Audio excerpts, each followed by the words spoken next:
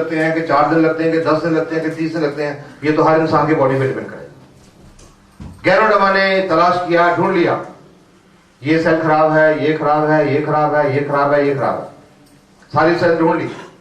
अब गैनोडर्मा को नहीं पता कि वो सेल लिवर की है, या गुर्दे की है, या फेफड़े की है, या दिल की है, या दिमाग की है, किस ऑर्गन की है, ये गैनोडर्मा को नहीं पता। इसने तो सिर्फ सेल ढूंढी है जो खराब है, और फिर इसका दूसरा काम उन सेल के ऊपर शुरू होता है, उन सेल की सफाई, क्लींजिंग, या तो बोलते हैं मेडिकल लैंग्वेज में डिटॉक्सिफिकेशन। उन सेल के अंदर जो टॉक्सिन्स हैं, जो विषैले पदार्थ हैं, जो कचरा है, उसको सेल में से निकाल के, कोशिकाओं में से निकाल के हमारे शरीर से बाहर निकालना शुरू करते हैं। शरीर से बाहर कैसे निकलेंगे?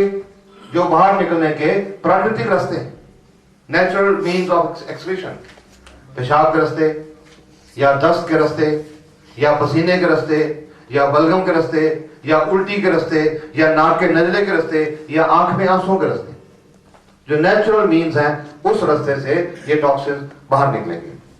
इसका पीरियड है 1 सप्ताह से लेकर 30 सप्ताह तक। जब टॉक्सिन सारे निकल जाते हैं तो फिर तीसरा काम शुरू होता है, रेगुलेशन।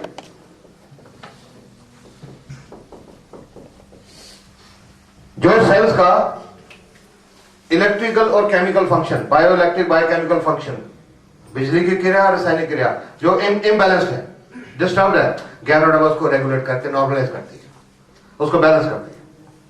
इसका पीरियड है 1 महीने से लेकर 12 महीने तक।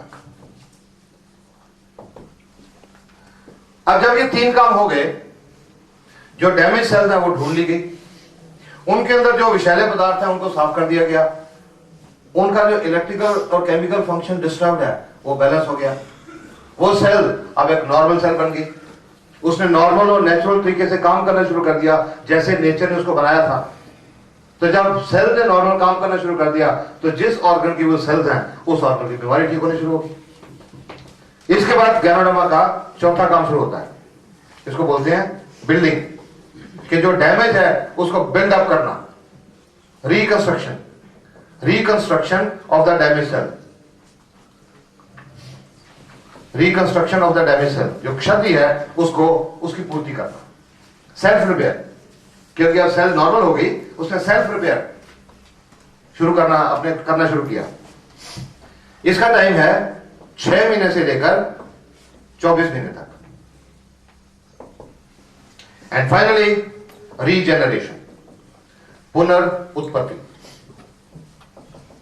जो सेल का हमारा सिस्टम बिगड़ा हुआ है उसकी पूरी पुनर्उत्पत्ति, इसका पीरियड है 1 साल से लेकर 3 साल तक।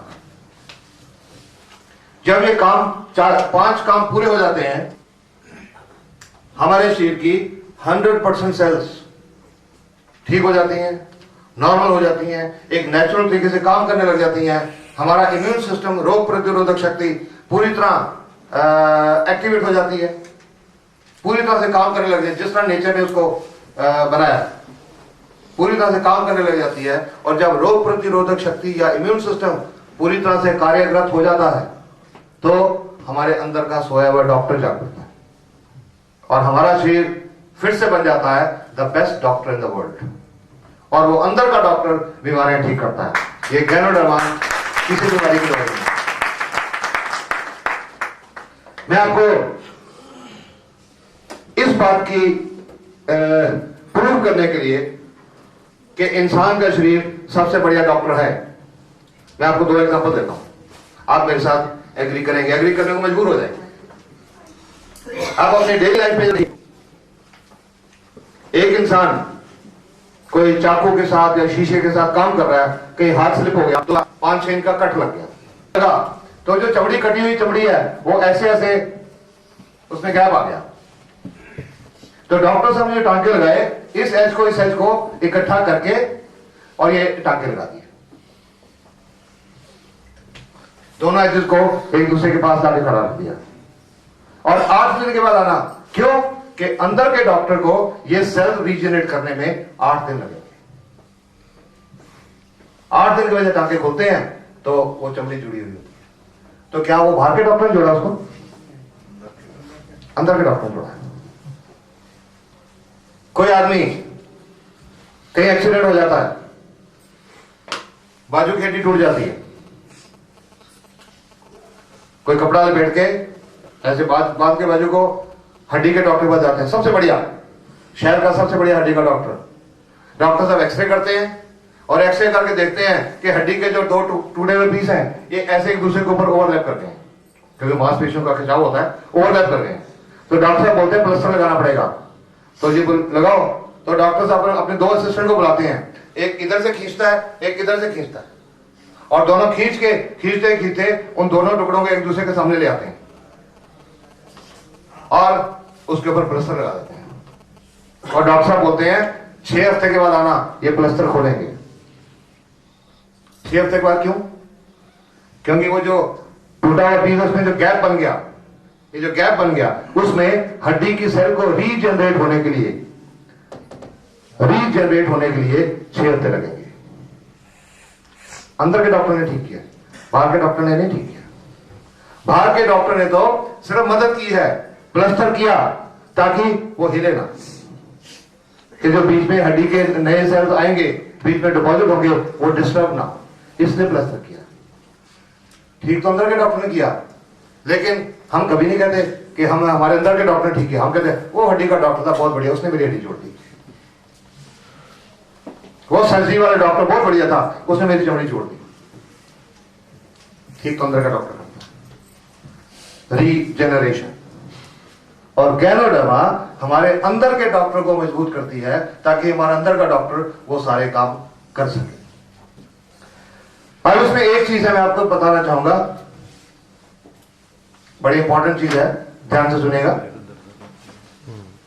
इसलिए मैं कह रहा हूं ध्यान से सुनेगा कि बहुत लोगों को मैंने देखा ऐसी कोई मीटिंग अटेंड कर ली और दे दो जी मेरे को 2 शीशियां, अब तो मेरा गठिया ठीक हो गया, बस डॉक्टर साहब का ठीक हो गया था, मेरा भी ठीक हो जाएगा। ये लेके गए और 15 दिन के बाद छोड़ दिया, मेरे को तो रिएक्शन हो गया। आज बहुत लोगों से सुन चुका हूं, मैंने 1 महीना खाए थे जी आपके ये कैप्सूल, मैंने तो छोड़ दिए, मेरे को तो रिएक्शन हो गया। गैनोडर्मा का कोई रिएक्शन नहीं होता। ये तो मैंने जब खुद खानी शुरू की थी सिर्फ इसी बात की तसल्ली की थी कि एटलीस्ट इससे मेरे को कुछ नुकसान नहीं होगा, साइड इफेक्ट नहीं होगा, कोई हार्मफुल इफेक्ट नहीं होगा। और अब तो जो 12, 13, 14 हजार पेशेंट का एक्सपीरियंस है, अब तो मैं पूरे दावे के साथ कह सकता हूं गैनोडर्मा का कोई रिएक्शन नहीं होता, कोई साइड इफेक्ट नहीं होता। पर एक चीज होती है जिसको लोग रिएक्शन कह देते हैं, इसको हम बोलते हैं एलमेंट रिफ्लेक्शन। एलमेंट रिफ्लेक्शन कि जब सेल्स की सफाई हो रही है इस फेज में, जब सेल की सफाई हो रही है, हमारे शरीर से कचरा निकल रहा है, तो जो बीमारी है एलमेंट उसके मुताबिक कुछ निशानियां आती हैं, वो रिफ्लेक्ट करती है। कई किताबों में इनको एलमेंट रिफ्लेक्शन कहा गया, कई पुरानी चाइनीज किताबों में इनको रिकवरी सिम्टम कहा गया, कई किताबों में इनको ऑपोजिशन इफेक्ट रिएक्शन कहा गया। किताबों में लिखा हुआ है 9 out of 10 patients may have this reaction. और जिन लोगों को ये सिम्टम जितनी जल्दी आएंगे उनकी बीमारी उतनी जल्दी ठीक होगी, जिनको नहीं आएंगे या देर से आएंगे उनकी बीमारी ठीक होने में उतना ज्यादा टाइम लगेगा। तो ये जो चीज है ये रिएक्शन नहीं है, it is not a reaction, it is a reaction.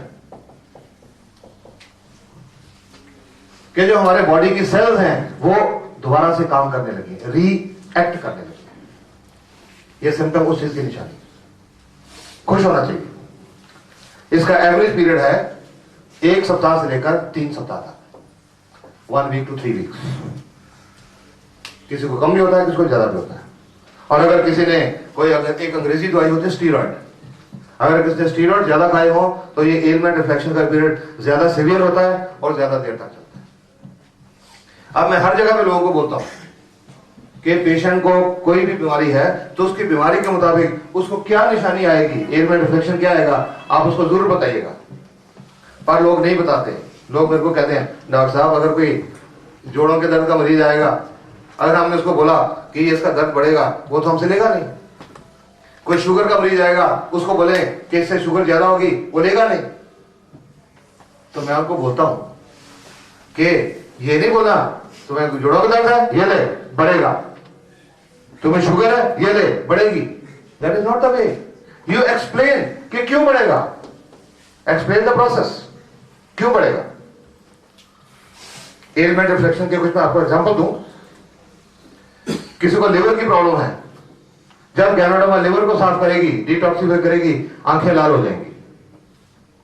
किसी को किडनी की प्रॉब्लम है, तो जब गैनोडर्मा उसको साफ करेगी, मरीज को लगेगा जैसे सुनना बंद हो रहा है, कानों में ब्लॉकिंग सेंसेशन आएगी। किसी किसी किडनी पेशेंट को मुंह के ऊपर सूजन और पैरों के ऊपर सूजन भी आएगी। अगर किसी को दमा अस्थमा की प्रॉब्लम है, जब गैनोडर्मा फेफड़े की सेल को सफाई करेगी तो उस मरीज को कुछ उल्टियां आएंगी और कुछ दिन के लिए बलगम निकलेगी। अगर जो पैरालिसिस लकवा की प्रॉब्लम है, फालस, जब गैनोडर्मा नाड़ियों की सेल के ऊपर काम करेगी तो फालस वाले हिस्से में दर्द होगा। किसी को दिल की नाड़ियां ब्लॉक है, कॉर्नरी आर्टरी ब्लॉकेट, जब गैनोडर्मा उन पे काम करेगी, उनकी सफाई करेगी तो मरीज के चेहरे के ऊपर सेक निकलता महसूस होगा, गर्मी आएगी, कईयों का चेहरा लाल भी हो जाता है। किसी का ब्लड प्रेशर ज्यादा रहता है, जब गैनोडर्मा उस पे काम करेगी तो सिर के पीछे किसी में दर्द होगा, किसी किसी का कुछ टाइम के लिए ब्लड प्रेशर बढ़ता भी है। किसी को लो ब्लड प्रेशर रहता है, जब गैनोडर्मा उस पे काम करेगी तो सिर के पीछे के हिस्से में नीचे दर्द होगा। किसी को सर्वाइकल स्पॉन्डिलोसिस, सर्वाइकल की प्रॉब्लम ये होगा तो उसको चक्कर महसूस होगी। किसी को माइग्रेन, आधा सिर दुखता है, उसकी प्रॉब्लम होगी तो दर्द थोड़ा सा बढ़ेगा।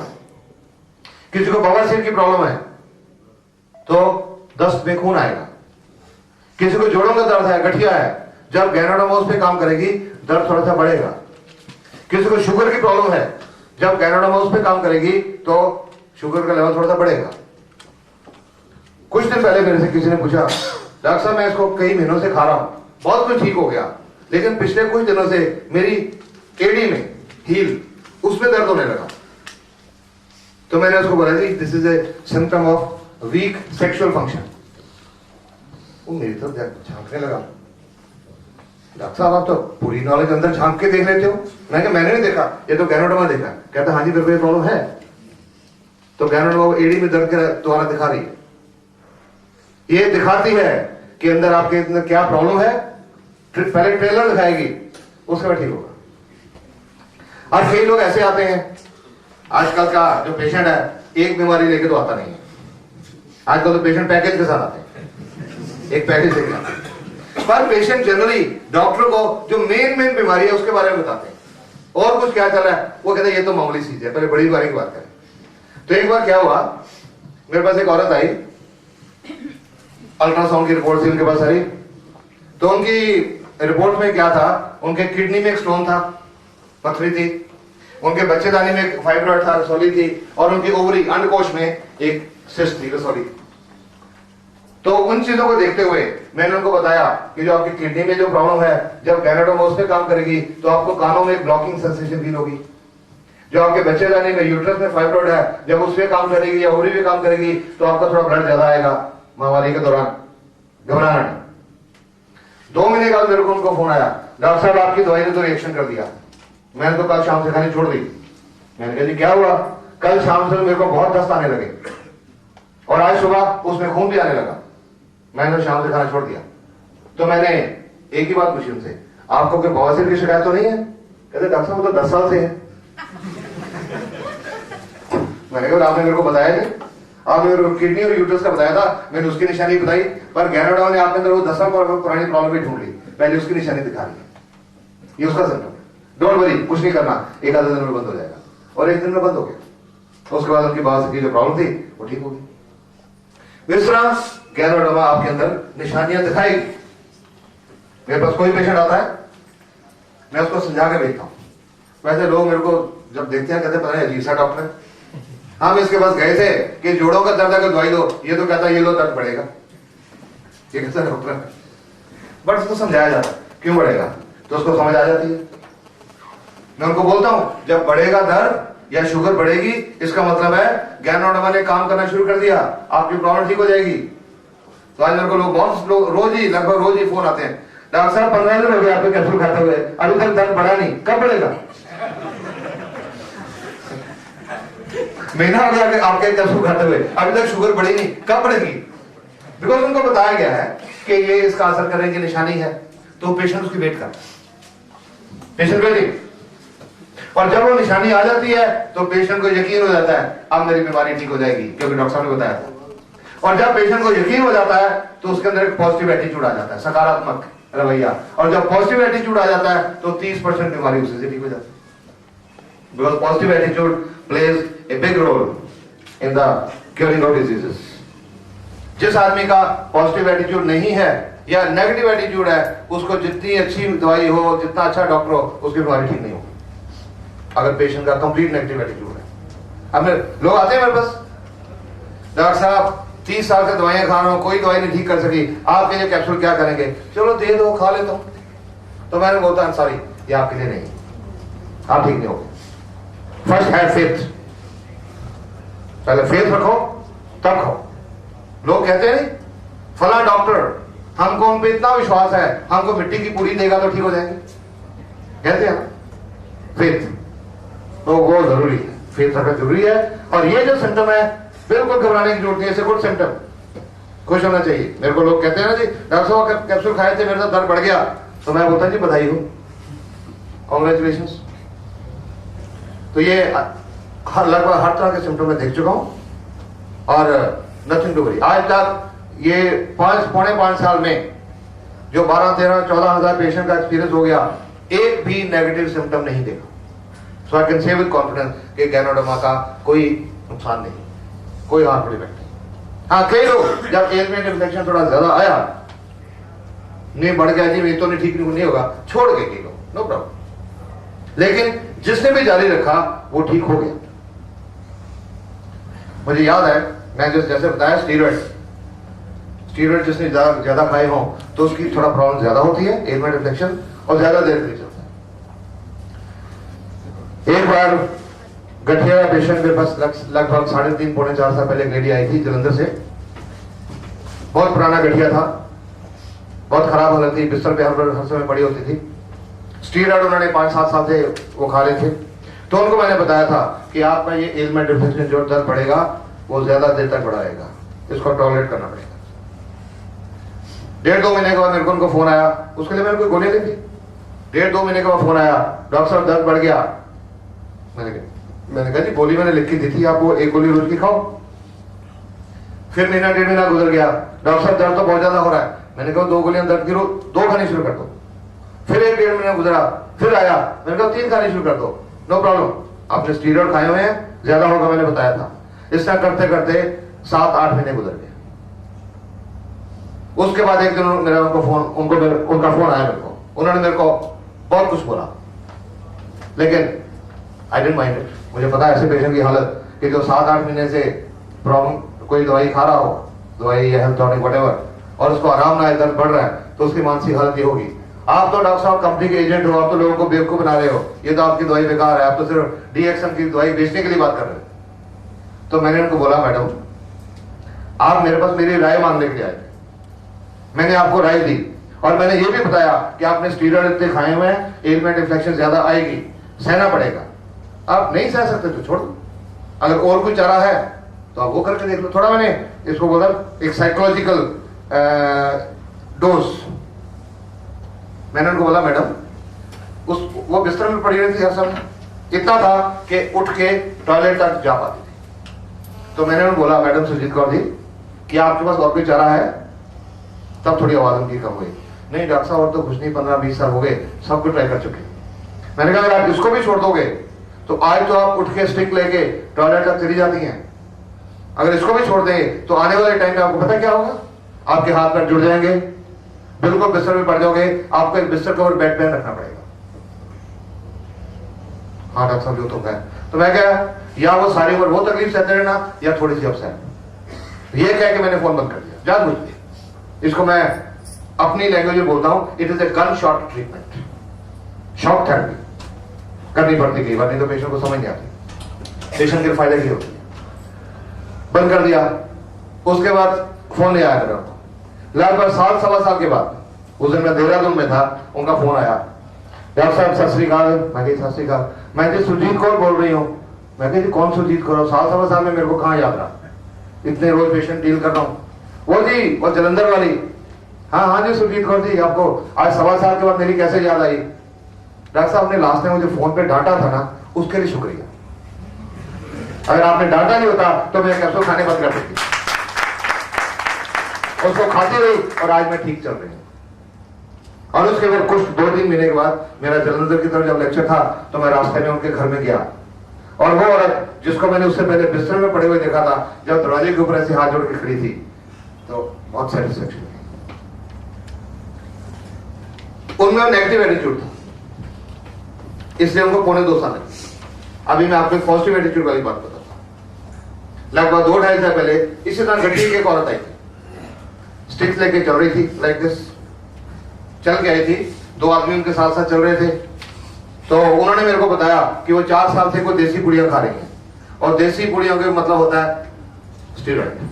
25-26 दिन के बाद जब आए तो वो 2 आदमी उनको उठा के लाए थे। She was cured. अब ऐसा पेशेंट डॉक्टर को आके क्या बोलेगा? डॉक्टर साहब मेरे को ये क्या दे दिया, पहले तो चल लेती थी अब चलने से भी रहेगी, ये बोलेगा। पर उस लेडी को जब मेरे एग्जामिनेशन टेबल पे लेटाया गया तो उन्होंने जवाब क्या दिया? डॉक्टर साहब इसका मतलब इसका असर शुरू हो गया, क्योंकि उनको बताया गया था और वो उसके लिए प्रिपेयर थी।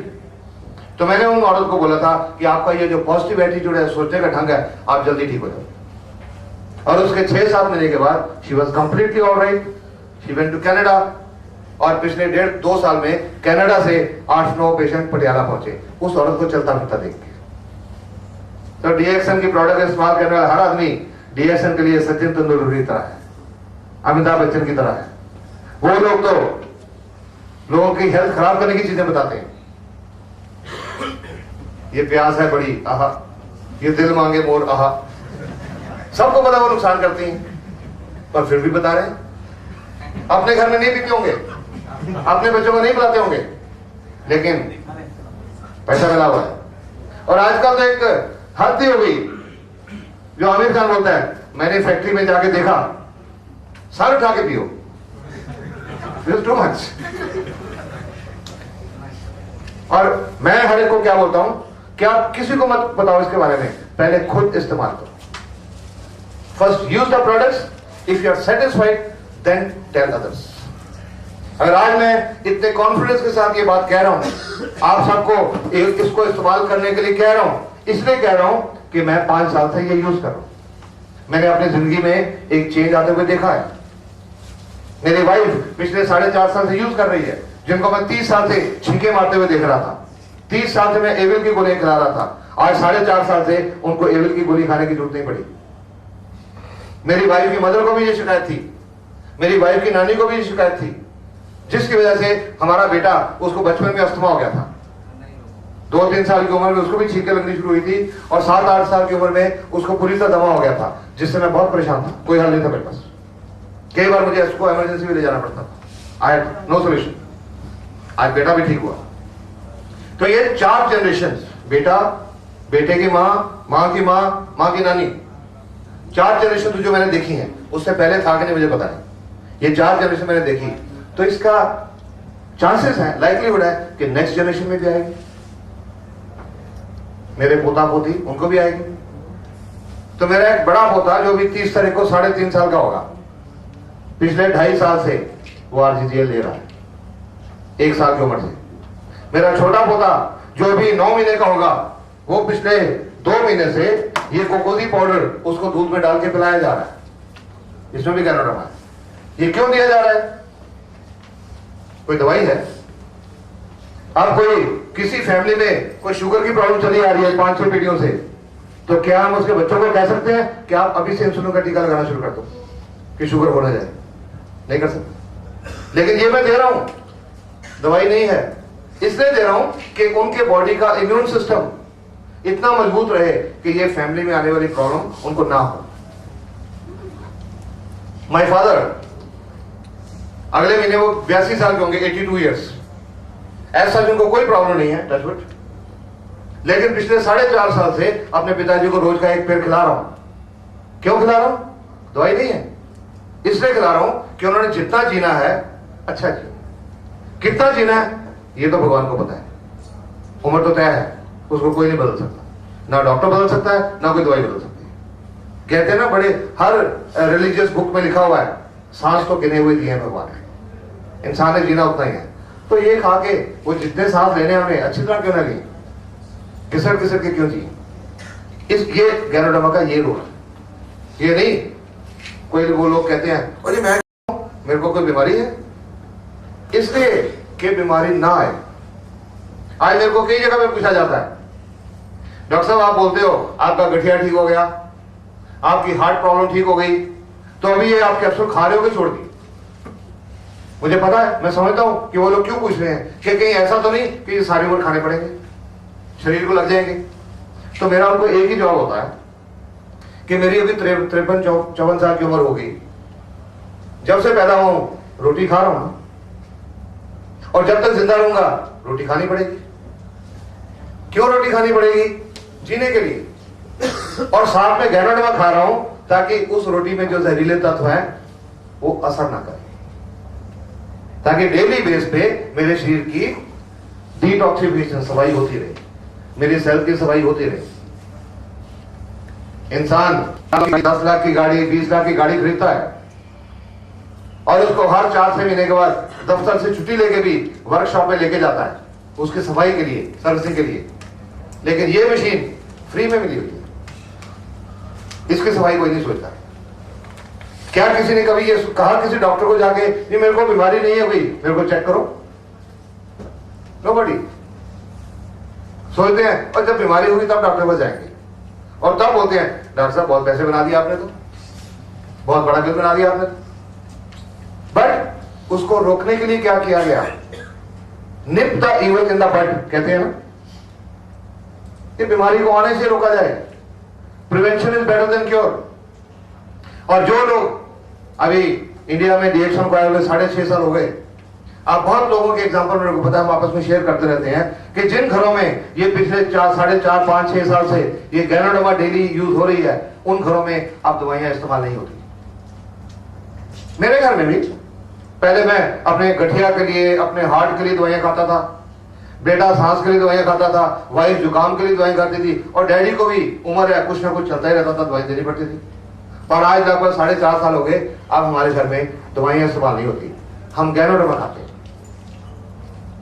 क्योंकि ये एक खुराक है।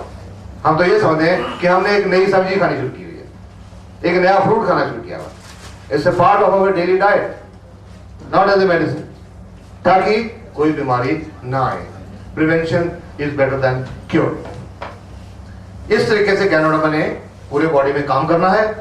अब हर चीज का आप देख रहे हैं कुछ पीरियड है, स्कैनिंग 1 से 30 दिन, क्लींजिंग 1 हफ्ते से 30 हफ्ते, लाइक एवरीथिंग। तो इसको देखते हुए हमें नहीं पता कि किस पेशेंट के अंदर कितना कचरा है, कितने टॉक्सिन्स हैं, कितने केमिकल हैं, उसको मेजर करने का साइंस के पास कोई इंस्ट्रूमेंट नहीं है, दुनिया भर में कोई इंस्ट्रूमेंट नहीं है। तो किस पेशेंट की बीमारी ठीक होने में या उसका पूरा बॉडी का सिस्टम ठीक होने में कितना टाइम लगेगा, ये किसी को पीरियड नहीं बता सकते, वो तो गैनोडर्मा अंदर जाके तय करेंगे।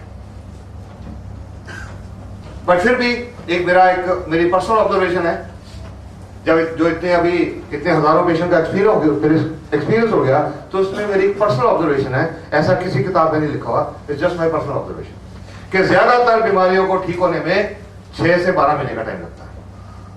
Majority of the problems 6 to 12 months। कोई जल्दी भी ठीक हो गई, कुछ दिनों में भी ठीक होते हुए देखा लोगों को, कहीं को 2-2 साल लगते भी देखे। ये अपनी बॉडी पे डिपेंड करता है। और जब गैनोडर्मा की ट्रीटमेंट शुरू करनी है, तो जो दवाइयां पहले चल रही हैं, चाहे कोई एलोपैथिक है, चाहे होम्योपैथिक है, चाहे आयुर्वेदिक है, चाहे यूनानी है, चाहे सिद्धा है, चाहे हमदर्द है, विचएवर, जो दवाई चल रही है वो एकदम से बंद नहीं करनी। आप कई लोग करते हैं, ऐसा लेक्चर सुन लिया, चाचा जी के पास गए, और चाचा जी क्या आप शुगर का इंसुलिन के टीके लगा रहे हो इतने सालों से, ये बंद करो टीके, ये हमारे कैप्सूल शुरू करो, देखना शुगर ठीक हो जाएगी। इंसुलिन बंद करा दी और 15 दिन के बाद चाचा जी आईसीयू में दाखिल हो गए। This is not be done. बहुत लोगों ने ये गलती की है, जिसकी वजह से डीएक्शन को लोग बदनाम करने लगे, गैनोडर्मा को बदनाम करने लगे। This is not be done, कि वो जो दवाइयां हैं उनका सिम्टोमेटिक रोल है, जड़ के ऊपर, बीमारी की जड़ के ऊपर उनका कोई रोल नहीं, और गैनोडर्मा का बीमारी के सिम्टम के ऊपर कोई रोल नहीं, इसने जड़ पे काम करना। जैसे शुगर इफेक्ट की बात करता हूं, जो दूसरी दवाइयां ले रहे हैं या इंसुलिन ले रहे हैं, उसका रोल जो खून में शुगर का लेवल बढ़ा हुआ है उसको कम करना, पर बीटा सेल के ऊपर उनका कोई रोल नहीं है। गैनोडर्मा का खून में बढ़े हुए शुगर के लेवल के ऊपर कोई काम नहीं है, इसने बीटा सेल पे काम करना। जब स्कैनिंग हो जाएगी, डिटॉक्सिफिकेशन हो जाएगी, सेल रेगुलेट हो जाएंगी, बैलेंस हो जाएंगी, बीटा सेल नॉर्मल हो जाएगी, इंसुलिन बनने लगेगी, उस समय दूसरी बार इंसुलिन बंद होगी। जब ये फेज आएगा तब दवाइयां धीरे धीरे बंद करनी शुरू कर देनी है। अब कल मेरे को लुधियाना से किसी का फोन आया था कि एक पेशेंट है, उसको पैरालिसिस है, ब्लड प्रेशर भी रहता था, उसको 2 महीने से ये आरजीजीएल दे रहे हैं, पर उसका ब्लड प्रेशर बहुत कम हो गया, बहुत लो ब्लड प्रेशर हो गया, तो क्या करें, आरजीजीएल बंद कर दें? मैंने कहा नहीं, जो ब्लड प्रेशर की दवाई साथ में चल रही है उसको भी पहले बंद करो, धीरे धीरे दवाइयां बंद करनी शुरू करो। पहले ब्लड प्रेशर की दवाई बंद करो, 2 दिन बंद करके रोज बीपी चेक करो, अगर नहीं बढ़ता तो उसको बंद रखो, डेली चेक कराते रहो, और 15-20 दिन गुजर जाए, ब्लड प्रेशर नहीं बढ़ा, इसका मतलब है वो दवाई बंद होने का टाइम आ गया। ये अपने आप अपने बॉडी पे हम देखेंगे, इसके लिए कोई आपको मैं टाइम नहीं बता सकता कि फला दवाई आपकी चल रही है, उसको बंद करने में 1 महीना लगेगा, 2 महीने लगेंगे, 6 महीने लगेंगे, नो फिक्स पीरियड। ये आपके बॉडी पे डिपेंड करेगा। आप खुद अपने बॉडी के डॉक्टर होंगे, बिकॉज आपके अंदर डॉक्टर है।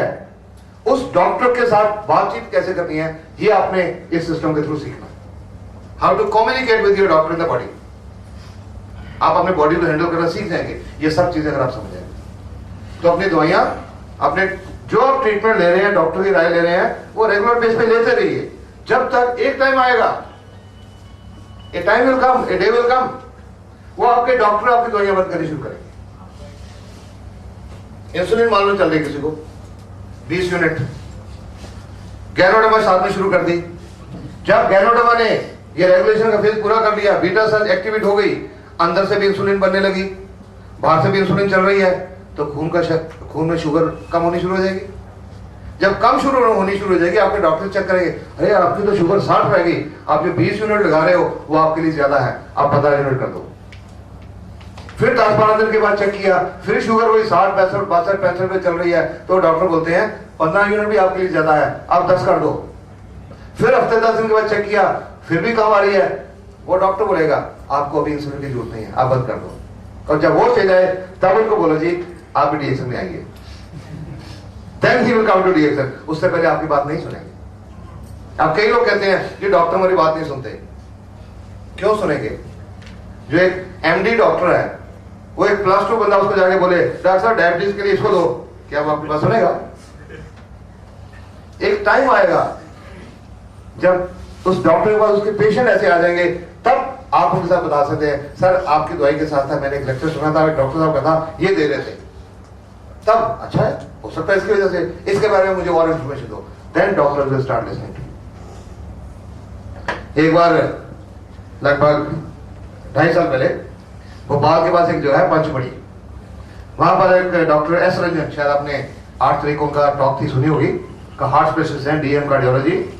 तो वहां भोपाल में कुछ लोग उनको घेर के खड़े हो गए, सर हर कोई बंदा क्या सोचता है, क्योंकि इसमें वो वेल्थ वाला कॉन्सेप्ट भी है, हर बंदा क्या सोचता है कि हम अगर मेंबर बन गए, हमने 6 डॉक्टरों को अपने इस ग्रुप पे ले आए तो हम आराम की नींद सोएंगे, हमें चेक आएगी। लोग ये करते हैं, इसलिए लोग क्या करते हैं, बोलते हैं कि हम डॉक्टर से बात करते सुनते नहीं। तो डॉक्टर रंजन ने कहा था डॉक्टर को इसके बारे में बताने की गलती मत करो, वो नहीं सुनेंगे। डॉक्टर के मरीजों से बात करो, उनके आसपास के लोगों से बात करो, अपने आस पड़ोस से बात करो। पर उन्होंने ये बात कही थी कि अगर किसी डॉक्टर ने प्रॉपर्ली सुन लिया और उसको गैनोडर्मा की बात समझ आ गई तो वो क्राउन बेल्चर से पहले रुकेगा नहीं, अगर उसको समझ आ गई। गैनोडर्मा ने ये 5 स्टेप्स के द्वारा हमारे बॉडी के सिस्टम को ठीक कर। दवाई वाला कॉन्सेप्ट मन से निकाल दो, अब किसको कितनी डोज लेनी पड़ेगी, अब ये भी एक पढ़ाई में कोई पैमाना नहीं है, तो हम कैसे डिटरमिन करेंगे कि कितनी डोज लेनी होगी? तो गैनोडर्मा ने तो बेसिकली हमारे बिगड़े हुए सिस्टम को ठीक करना। अगर सिस्टम कम बिगड़ा हुआ है तो कम डोज पे ठीक हो जाएगा, ज्यादा बिगड़ा हुआ है तो ज्यादा डोज लेनी पड़ेगी। तो कम डोज से शुरू करके धीरे धीरे बढ़ाते जाओ। पहले 1 हफ्ता 1 पेड़ दो, उसके बाद 2 पेड़ दो, फिर 3 पेड़ दो, धीरे धीरे बढ़ाते जाओ। अब कोई एक आदमी है, एक दिहाड़ीदार आदमी है, 80 रुपए रोज की दिहाड़ी लेने वाला, करने वाला, उसको बोलो जी तुम्हें दमे की प्रॉब्लम है, तुम्हें ये 6 पेड़ रोज के खाने पड़ेंगे।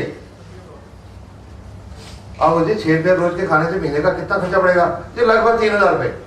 अब वो सोचेगा कि 24-25 रुपए तो मैं महीने का कमाता हूं, मैं बच्चों को रोटी खिलाऊंगा ये खाऊंगा? नहीं जी साहब, मैं दमे के साथ जी लूंगा। कई लोग ये गलती करते हैं। This is not to be done. किसने कितनी डोज लेनी है वो अपनी पॉकेट के मुताबिक तय करेंगे। It depends on one's pocket. अब उस रिक्शे वाले आदमी को ये बोला जाए ये कि 2 शीशियां 1520 की आएंगी, वो तो उसका दिमाग वहीं बंद हो जाएगा, ब्रेन ब्लॉक हो जाएगा, वो बात ही नहीं सुनेगा। पर अगर उसकी जगह आप उनको बोले, उसके साथ कैप्सूल की बात ही नहीं करें, आप उनको बोले जी कई लोगों का ये कॉफी पीने से दमा ठीक हो गया। साहब कितने का है? ये 300 रुपए का डब्बा है, लगभग 1 महीना 40 से चल जाएगा। हाँ साहब ये दे दो, वो तो ले लेगा ना। इसमें भी गैरोडर्मा है, कम है, कैप्सूल में 100% है, इसमें लगभग 18-20% है। 100% ने अगर सेल की सफाई करने में मान लो 6 महीने ले लें, मान लो, तो अगर हम 18% देंगे तो हो सकता है 1 साल लग जाए, हो सकता है 2 साल लग जाएंगे, पर एटलीस्ट वो आदमी अफोर्ड तो कर पाएगा।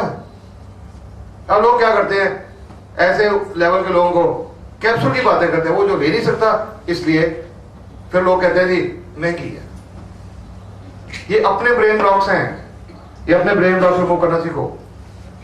कांगड़ा डिस्ट्रिक्ट में, हिमाचल में बहुत गरीब लोग हैं। तो मेरा एक जानने पहचाने वाले आदमी है, कुछ चंडीगढ़ में रहते हैं, वो कांगड़ा डिस्ट्रिक्ट से बिलोंग करते हैं।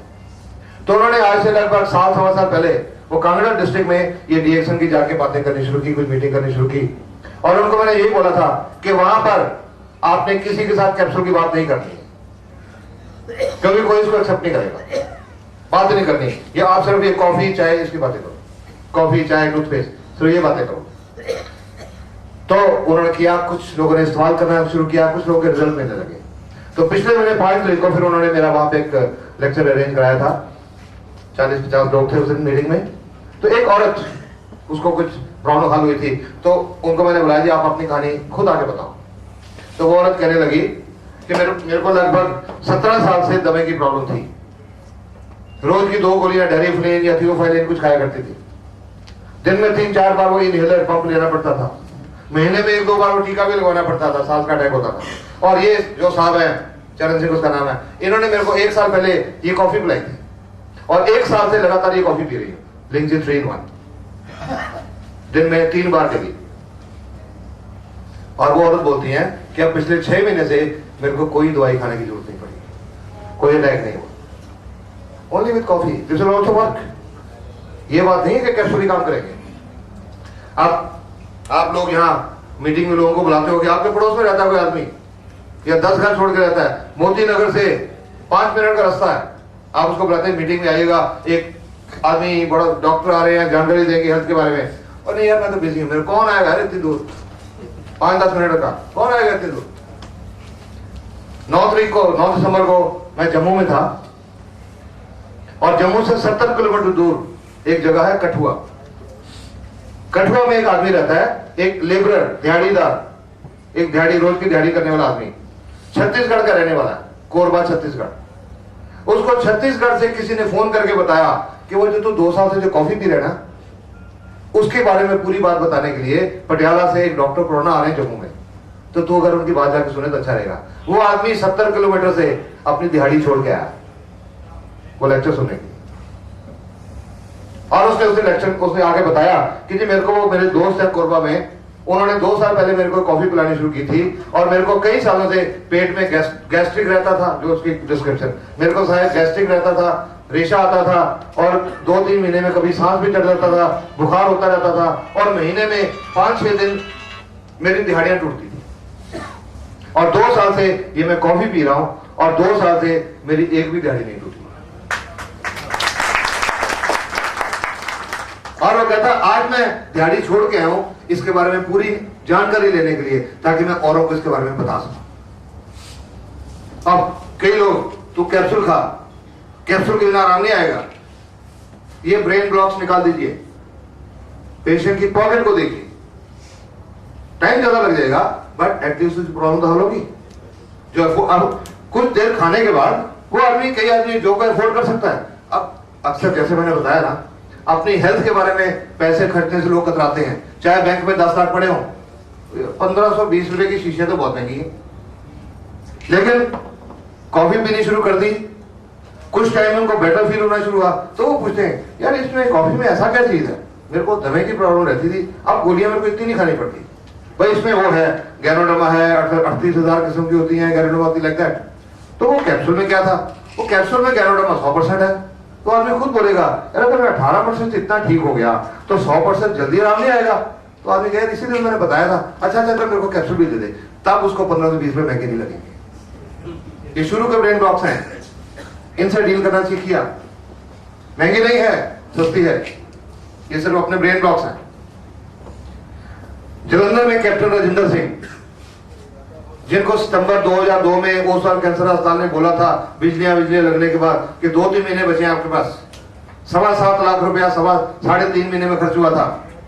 आज 4.25 साल हो गए, बिल्कुल हेल्दी लाइफ जी रहे हैं। ओसवाल अस्पताल की रिपोर्ट है, उनके अंदर कैंसर नहीं है। और ये 4.25 महीनों में अब तक सिर्फ उनका 82-83,000 रुपया खर्च हुआ है। उनको हैवी डोज दी थी, 30 पेयर की डोज दी थी शुरू में। 3.5 महीने में 7.25 लाख रुपए खर्च करके ओसवाल अस्पताल ने 2-3 महीने का टाइम दिया था, और 4.25 साल में लगभग 80-82 हजार खर्च करके आज वो एक हेल्दी लाइफ जी रहे हैं। तो कौन सी महंगी है? ये महंगी है क्या? ये सस्ती है। ये अपने ब्रेन ब्लॉक है, इन ब्रेन ब्लॉक से डील करने की जरूरत है। यू सी, डोज कितनी देनी है ये determine according to the patient's pocket. एक मैं एवरेज आपको फॉर्मूला बताऊं, अगर कोई कैप्सूल अफोर्ड भी कर सके तो एक एवरेज फॉर्मूला, कि कोई छोटी मोटी प्रॉब्लम है तो उसके लिए रोज का 1 से 3 pair, 1 to 3 pair per day. थोड़ी ज्यादा प्रॉब्लम है तो रोज के 4 से 6 पेयर, और थोड़ी सीरियस प्रॉब्लम है लाइक कैंसर तो रोज के 8 से 12 पेयर। ये एक एवरेज फॉर्मूला है, कोई हार्ड एंड फास्ट रूल नहीं है। अगर कोई पेशेंट 1 पेयर अफोर्ड कर सकता है उसको 1 पेयर पे चलाओ। महीने में 400-500 रुपया किसी के लिए महंगा नहीं है, अगर कैप्सूल भी दिए जाए तो 400-500 में नहीं कर सकता। कॉफी रोज का 8 रुपया किसी के लिए भी महंगा नहीं है। ये एक एवरेज फॉर्मूला है कि ये डोज कोई ले सके तो ले। और कोई कैंसर का टर्मिनल पेशेंट जिसको अस्पतालों ने बोला कि घर ले जाओ, 2-4-5 दिन के मेहमान है, तो उनको हम स्टार्ट करते हैं 30 पेयर पर डे। इसको बोलते हैं डाइट थेरेपी। ये दोनों कैप्सूल 30 इसमें से 30 इसमें से 60 कैप्सूल की डोज देनी। 60 कैप्सूल की डोज तो पेशेंट नहीं ले पाएगा। जिसको कीमोथेरेपी बिजलियां लग चुकी हैं उसको तो होता है हड्डी का ढांचा रह गया, उसको तो उल्टियां आ रही है, कुछ खा नहीं सकता। तो 60 कैप्सूल खिलाने का तरीका है कि ये जो 60 कैप्सूल का पाउडर है, ये पाउडर निकाल लो, पाउडर खोलो इनका, और एक पानी की बोतल, मिनरल वाटर, उसमें आधा लीटर पानी लेके जो 60 कैप्सूल का पाउडर है उसमें डाल दो, और उसका ढक्कन अच्छी तरह से बंद करके उस बॉटल को जोर जोर से ऊपर नीचे, up and down, not horizontal direction, up and down, इसको बोलते हैं अगेंस्ट ग्रेविटी। कम से कम 100 बार ये शेक करके, ये 100 बार शेक करने से क्या होता है, पानी में कुछ मॉलिक्यूल्स होते हैं, उनका साइज चेंज हो जाता है, मॉलिक्यूलर क्लस्टर होते हैं। नॉर्मल पानी में होते हैं अबाउट 13 to 50 मॉलिक्यूलर क्लस्टर पर क्यूबिक मिलीलीटर। शेक करने से 2 दिन में आ जाते हैं। उससे सेल के अंदर पेनिट्रेशन बढ़ जाती है, सेल के अंदर उसके अंदर घुसने की क्षमता बढ़ जाती है। इसको, और ये जो आधा लीटर में सस्पेंशन तैयार हो गई 60 कैप्सूल डाल के, हर 5-10 मिनट में उस पेशेंट को 2-3 चम्मच करके पिला देते हैं, और ये पूरा आधा लीटर 1.5 से 2 घंटे में उसको पूरा पिला देते हैं। इसको बोलते हैं डाइट थेरेपी। डाइट थेरेपी पहले महीना 1.5 महीना उस कैंसर के पेशेंट को हम ये डाइट थेरेपी देते हैं, और जिसको अस्पताल ने बोला था 2-4-5 दिन के मेहमान है, अगर उसका महीना 1.5 महीना गुजर गया, उसकी कंडीशन थोड़ी सी स्टेबल हो गई, तो फिर हम डोज कम करके रोज के 12 या 15 या 8 पेयर उस पे लेके आए। और वो कैप्टन राजेंद्र सिंह 30 पेयर से शुरू की थी, अभी वो 3 पेयर रोज के ले रहे हैं। और वो कैंसर अस्पताल जिन्होंने 2-3 महीने का टाइम दिया था, आज हर 6 महीने में वो उनको रिपोर्ट देते हैं कि उनके अंदर कैंसर नहीं है। आज ऐसे रिजल्ट हैं, बट डोज अपनी पॉकेट के मुताबिक, वो भी खा सकता है, हम रोटी इसलिए खाते हैं, तो क्यों नहीं खाते? और आज की दुनिया में ऐसा इंसान है कौन जिसको बीमारी नहीं है? कोई आदमी नहीं है जिसको कोई ना कोई बीमारी नहीं है। कम है या ज्यादा है वो अलग बात है। एक ऑस्ट्रेलिया के डॉक्टर हैं, doctor Ross walker, heart specialist है। उन्होंने एक बार अपने लेक्चर में बोला था कि एक आदमी, उसकी उम्र 45 साल और 3 महीने है, उसको हार्ट अटैक हो गया। तो क्या इसका यह मतलब है कि जब वो 45 साल और 2.5 महीने का था उसका हार्ट ठीक ठाक था, 15 दिन में प्रॉब्लम आ गया और हार्ट अटैक हो गया? वो बोलते हैं कि उसके हार्ट को तो डैमेज होना शुरू हुआ था जब वो छोटा सा बच्चा था, खुराक के रस्ते जो डैमेज होना शुरू हो गया था, और अब वो डैमेज इतना बढ़ गया कि हार्ट उसको टॉलरेट नहीं कर सका, तो अटैक हो गया। तो व्हाट आई मीन टू से कि ऊपर से अभी कुछ नजर नहीं आ रहा, पर त्वचा के नीचे क्या कुछ चल रहा है ये पता नहीं। तो जो अभी विजिबली बीमार नहीं है, विजिबली कोई सिम्टम नहीं है, तो कल को कोई बीमारी ना आए तो उनको हम रिकमेंड करते हैं 1 पेयर पर डे। जैसे मैं अपने पिताजी को जैसे बताया, मैंने आपको 82 साल के 4.5 साल से 1 पेयर रोज का दे रहा हूं ताकि अच्छा जिए जितना जीना है। It's a restorative health tonic, I would call it, not a medicine. दवाई की तरह नहीं लेना, as a restorative health tonic. तो ये तो हुआ इन कैप्सूल के बारे में। इन कैप्सूल में 100% गैनोडर्मा है। अब चाहे जितना मर्जी बोलता रहूं मैं ये दवाई नहीं है, पर कैप्सूल में धर के दवाई ही समझना। ये हमारा माइंडसेट ऐसा बना हुआ है कि कैप्सूल में तो दवाई होती है। इसलिए डॉक्टर लिम भी कम चालाक नहीं है, उन्होंने भी इस गैनोडर्मा को कॉफी में भी डाल दिया, चाय में भी डाल दिया। अब कॉफी पीने के लिए तो किसी को सोचना नहीं पड़ेगा। तो ये कॉफी भी है, 3 तरह की कॉफी है।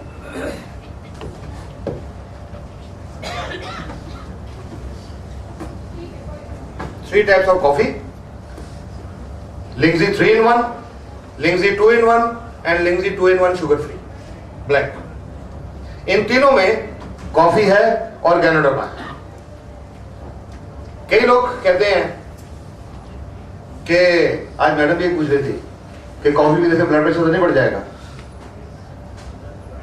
आम जो कॉफी मिलती है मार्केट में, नो डाउट वो ब्लड प्रेशर के लिए अच्छी नहीं है, क्योंकि उसमें एक उसमें तत्व होता है, उसको कैफीन बोलते हैं।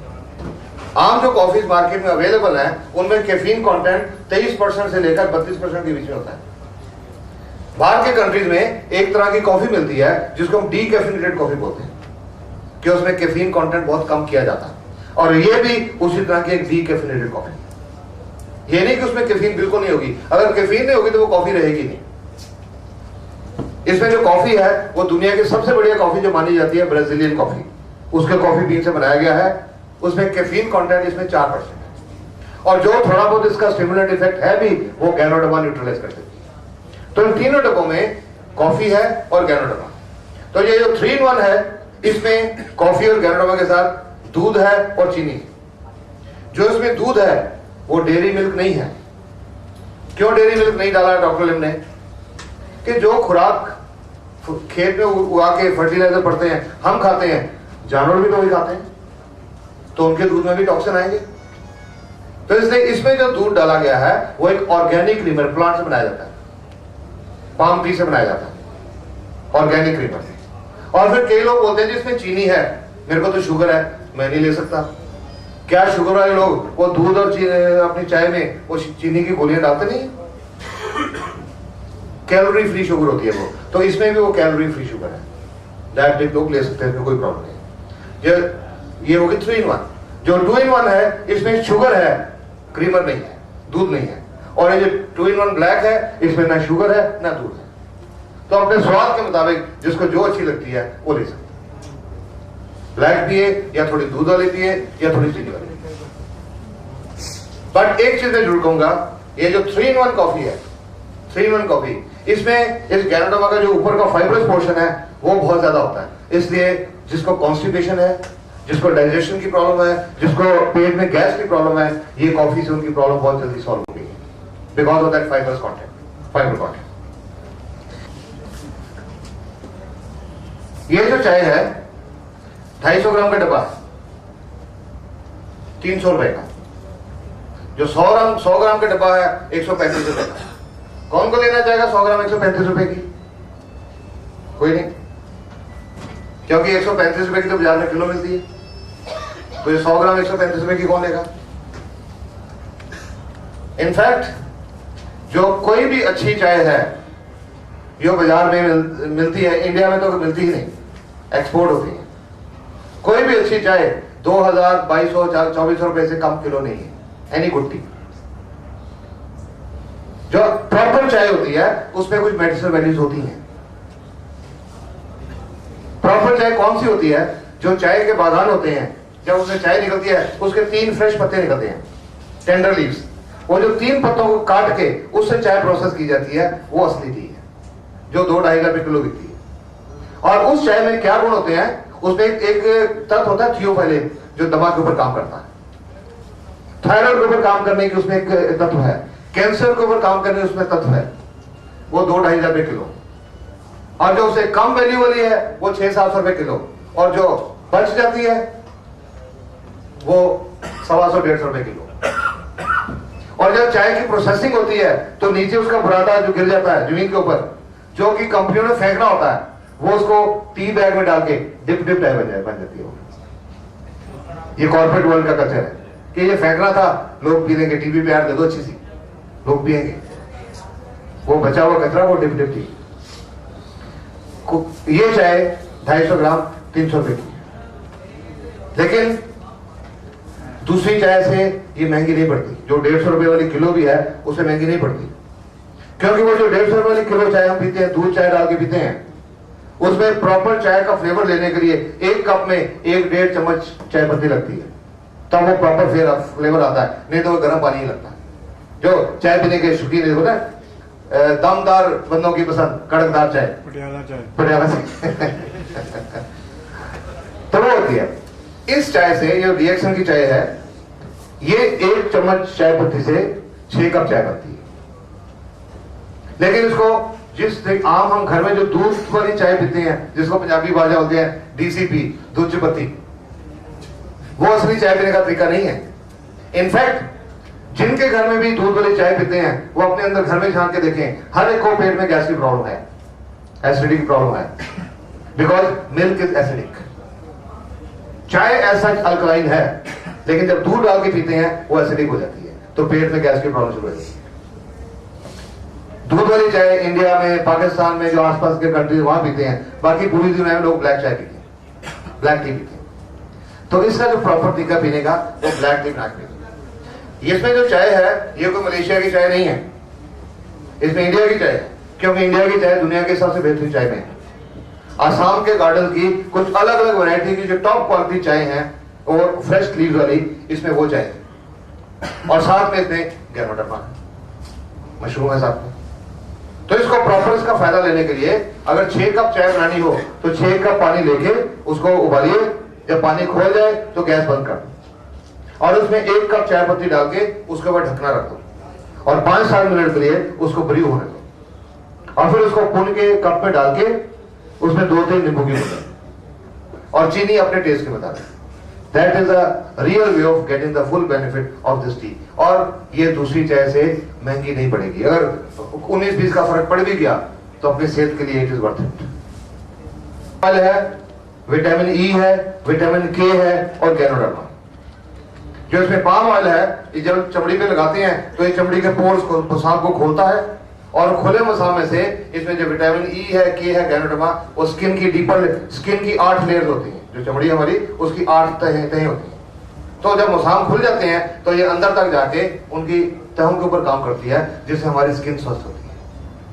किसी को कोई मोच आ गई, गुम चोट लग गई, ये तेल की मालिश करने से एक बाम की तरह काम करती है, और इसको रेगुलरली हम मसाज के लिए यूज करें तो स्किन की टोन बड़ी अच्छी हो जाती है। गेनोजी शैम्पू, इसके बारे में बताने से पहले I will just read out one report to you. तो कह रहा हूं, ये मैं डीएक्सन का सामान बेचने के लिए कह रहा हूं। ये एक जापान की रिपोर्ट है, less lustre more harm in shampoos, कि जो मार्केट में कमर्शियल शैम्पू यूज करते हैं उनमें चमक कम है नुकसान ज्यादा है। क्यों? जितने भी शैम्पूज, कमर्शियल शैम्पूज हैं, उनमें एक केमिकल होता है, उसको बोलते हैं SLS, सोडियम लॉरेल सल्फेट। ये फोमिंग एजेंट है झाग बनाने के लिए। ये जो SLS है, ये हमारे सिर की जो बालों की जड़ें हैं उनको डैमेज करता है, जिससे बाल झड़ने लगते हैं। कई शैम्पूज में एक केमिकल होता है, जब वो पानी के कांटेक्ट में आता है तो it gets converted into chemical called nitrosamine. और ये जो नाइट्रोसामीन है, during recent experiment, nitrosamines were detected in shampoos and cancer-causing cosmetics could be absorbed through the skin to the bloodstream. कि ये नाइट्रोसामीन absorb हिस्सों का कैंसर पैदा कर सकता है। और कई शैम्पूज हैं एंटी डैंड्रफ शैम्पूज, उनमें एक केमिकल होता है सेलेनियम सल्फाइड। वो इस्तेमाल करने से डैंड्रफ तो निकल जाती है पर बाल भी निकल जाते हैं। शायद उनका वो तरीका है कि ना लेंगे बाल ना लेंगे शैम्पू, ना लेंगे डैंड्रफ, ना लेगा बाल ना बजेगी बात। मैं इसलिए नहीं कह रहा कि मैं इसको प्रमोट करूं। Scientific reports, I am just making you aware of what you are using and you don't know कि वो क्या नुकसान कर रहे हैं, क्योंकि ये चीजें कभी एडवर्टीजमेंट नहीं बताई जाएंगी। अब हम अक्सर देखते हैं एडवर्टीजमेंट में, आज एक एडवर्टीजमेंट आ रही है कि ये फलां शैम्पू बहुत बढ़िया है, उसके 2 महीने के बाद एक और एडवर्टीजमेंट आई थी, वही brand ultra so and so, ये बहुत बढ़िया है, उसके और 2-3 महीने के बाद न्यू अल्ट्रा। तो इसका मतलब है कि जो पहले जो अल्ट्रा आया था दूसरा था वो खराब थे। क्या 2 महीने का कह रहे हो ये अच्छा है, उसके 2 महीने का फिर कह रहे हो ये अच्छा है, तो पहले वाला खराब था। तो ये तो सोचने की बात है कि how the public is getting befooled because of such misleading advertisements. SLS नहीं है, सोडियम लॉरेल सल्फेट नहीं है, इसलिए इसको इस्तेमाल करने से झाग नहीं बनेगी। ये आप पहले सोचिएगा झाग बनानी है, इसमें नहीं बनेगी क्योंकि इसमें वो SLS नहीं। और फिर इसमें गैनोडर्मा है, इसको इस्तेमाल करने से किसी को कितनी भी डैंड्रफ हो ठीक हो जाती है, प्रीमेच्योर बाल झड़ रहे हैं वो रुक जाते हैं और न्यू ग्रोथ स्टार्ट हो जाती है। प्रीमेच्योर, किसी के प्रीमेच्योर बाल सफेद हो रहे हैं तो वो सफेद होने रुक जाएंगे। मैं प्रीमेच्योर की बात कर रहा हूं, झड़ने वाली।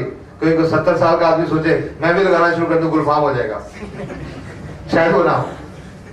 बट इसके आज रिजल्ट है, बहुत लोगों ने बताया, लोगों ने कि हमारे बाल ग्रो किए इसके साथ। इसको इस्तेमाल करने का तरीका, थोड़ा सा शैम्पू लेके बाल गीले किए और बालों की जड़ों में अच्छी तरह से मसाज कर दी। मसाज करके लगभग 20-25 मिनट, आधे घंटे के लिए छोड़ना। अब कई लेडीज बोलती है मेरे को, डॉक्टर साहब ये कैसे हो सकता है, हम शैम्पू लगा के बाथरूम में खड़े रहेंगे? तो मैं उनको बोलता हूँ अब मेहंदी लगा के तो किचन में काम करती हैं, तो शैम्पू लगा के कर लीजिए। What's the problem? ब्रश करना है वो शैम्पू लगाने के बाद कर लीजिएगा। माइंड बैरियर्स, अपने माइंड बैरियर रिमूव करने हैं, इसमें ऐसी कोई बात नहीं, जस्ट माइंड बैरियर्स।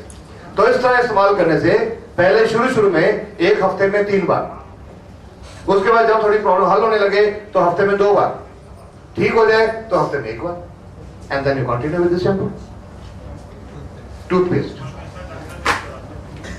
कंपनी ने इसको टूथपेस्ट बनाया, पर लोग उसको वंडर पेस्ट कहते हैं। क्यों वंडर पेस्ट कहते हैं? कि लोगों ने इसको कई चीजों के लिए इस्तेमाल किया। यहां भी बहुत यूजर होंगे आई एम श्योर, और जो यूजर हैं, कोई बता सकता है कि इसमें कोई बुरी चीज क्या नजर आई किसी को? नहीं आई? आप यूज करते हैं? जो भी इसको यूज करता है इसकी तारीफ करता। किसी को सिर दर्द हो रहा है, थोड़ी सी टूथपेस्ट थोड़े पानी में डाल के माथे के ऊपर अप्लाई कर लो, सिर दर्द ठीक हो जाएगा। खांसी आ रही है, थोड़ी सी टूथपेस्ट बाहर गले पे अप्लाई कर लो, खांसी ठीक हो जाएगी। जुकाम की वजह से नक ब्लॉक हो गया, नाक या यहाँ रेशा इकट्ठा हो गया, साइनस की प्रॉब्लम, थोड़ी सी टूथपेस्ट गर्म पानी में डाल के उसकी स्टीम आप इनहेल कराओ, वो साइनस क्लियर हो जाएगा। चेहरे के ऊपर पिंपल्स हैं कील मुहासे, थोड़े से टूथपेस्ट उन पर रोज लगाओ, 3-4 हफ्तों में पिंपल्स क्लियर हो जाएंगे। इसका मैं आपको एक एग्जांपल बताता हूं। लुधियाना में एक डॉक्टर है, लेडी डॉक्टर, स्किन स्पेशलिस्ट है, MD, और वो लुधियाना में एक रिनाउंड प्लास्टिक सर्जन है, उनके हॉस्पिटल में काम करती है। उनको खुद को पिंपल्स की प्रॉब्लम को हल नहीं हो रही। Skin specialist doctor, world renowned plastic surgeon के हॉस्पिटल में काम करती हैं, उनके पिंपल्स ठीक नहीं हो रहे। तो पटियाला में एक मेरे जान पहचान में एक लेडी है, पूजा, उनका एक बुटीक है, तो वो डॉक्टर उनके बुटीक से कपड़े खरीदने आती है।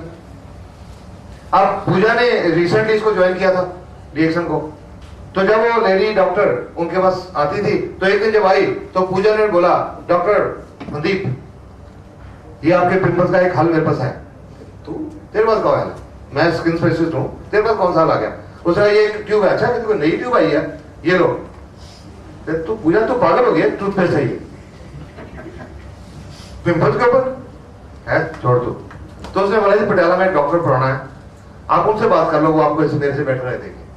तो मेरे को उसने फोन किया उस लेडी ने कि जी ऐसे डॉक्टर साहब, मैं वो हूँ स्किन स्पेशलिस्ट, वहां काम करती हूँ, कई सालों से मेरे को पिंपल्स है, बड़ा इलाज करा लिया, ठीक नहीं हो रहे। तो मैंने बोला, डॉक्टर मनदीप, हमारी रिएक्शन कंपनी का एक टूथपेस्ट आती है, बोलो कि तो पूजा भी यही कह रही थी। तो मैंने कहा, आपको पूजा पे विश्वास नहीं है क्या? वो ठीक कह रही थी, आप लगाओ। लगाना शुरू किया, लगाने के लगभग 7-8 दिन के बाद पिंपल ज्यादा हो गए। मेरे को उनको फोन किया, डॉक्टर साहब ये तो बहुत ज्यादा हो गए। मैंने कहा, कांग्रेचुलेशंस। कहते डॉक्टर साहब कमाल करते हो। मैंने कहा, अभी आपने कभी लेक्चर तो अटेंड नहीं ना किया, इसलिए आपको समझ नहीं आएगी। This is A detoxification. जो स्किन के अंदर एक्सेस ऑयल्स हैं, ये उनको बाहर निकाल रही है। लगाते रहो, कुछ नहीं करना, लगाते रहे। 20-22 दिन 25 दिन पहले उनका फिर फोन आया, डॉक्टर साहब अभी पिंपल तो बिल्कुल ठीक है, और वो जहां पिंपल है वहां बहुत डार्क दाग पड़ गए। तो चिंता मेरे को होगी। अगर कोई बात नहीं, ठीक हो जाएगा, लगाते रहो। डॉक्टर साहब देखना कि परमानेंट ना हो जाए। मैंने बोला, डॉक्टर मनदीप, आप 1 महीने से मेरे को फोन नहीं करना। Before 1 month don't ring me up. अगर क्या हाथ दूसरे, डॉक्टर साहब अभी तो दाग गए नहीं, अभी तो गए नहीं। तो मैंने बोला 1 महीने से पहले फोन नहीं करना। अभी 1 महीना पूरा नहीं हुआ, 24-25 उनका फोन तो नहीं आया, पर पूजा का फोन आया कि डॉक्टर मनदीप रिएक्शन के बारे में बहुत लोगों को बताने लगे हैं।